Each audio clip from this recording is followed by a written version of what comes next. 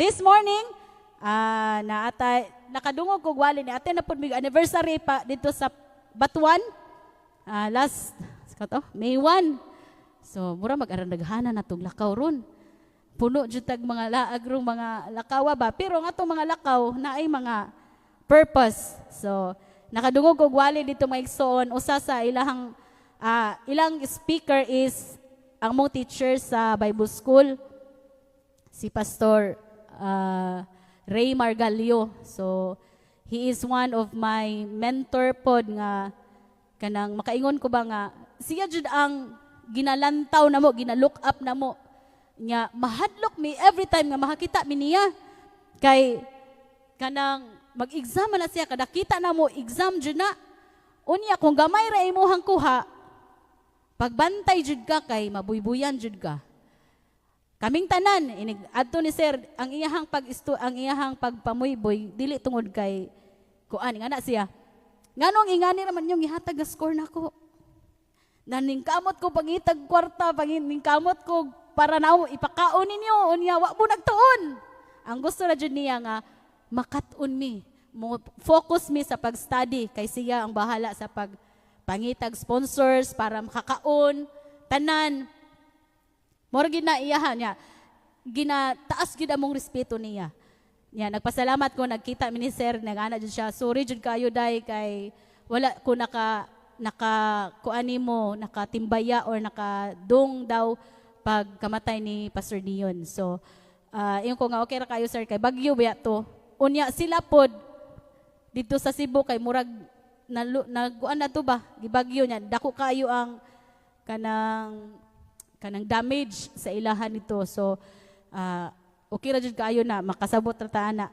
And salamat ko sa Ginoo mga igsoon kay pinagi siyang kinabuhi daghang mga kalag o daghang mga pastor nga namuhat gyud sa pagministeryo ba. So naasiguro uban maihapra nga ning graduate og PICM nga wala gyud nagpastor.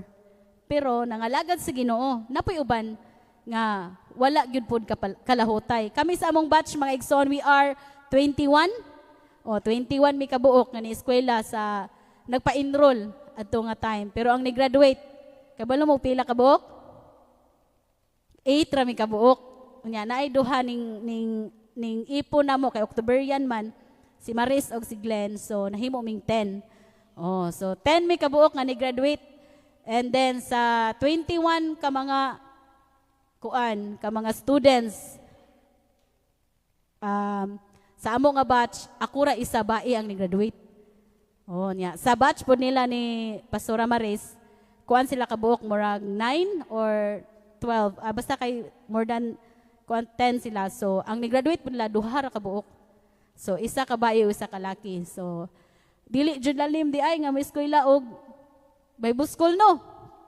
Pero gi-encourage mo na ako mga igsoon kung naa mo'y tawag sa Ginoo paminawa ninyo og kanang ayaw mo palingog-lingog kay basig moabot ang panahon nga sige mo palingog-lingog tiguang na hinuon mo eskwela lisod na kaayo pag magsuwat si Papa bitaw ana siya nga nganong karon pa man ko na eskwela nga tiguang naman ko nya pagamuon og wali kay ipasuwat man jud nya kinahanglan man jud kuanon himuon nimo kay practice good.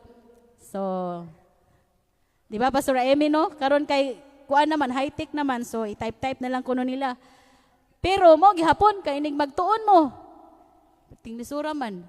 Mura lahi ra man jud kay tanan mang aspeto sa kinabuhi nimo maapil.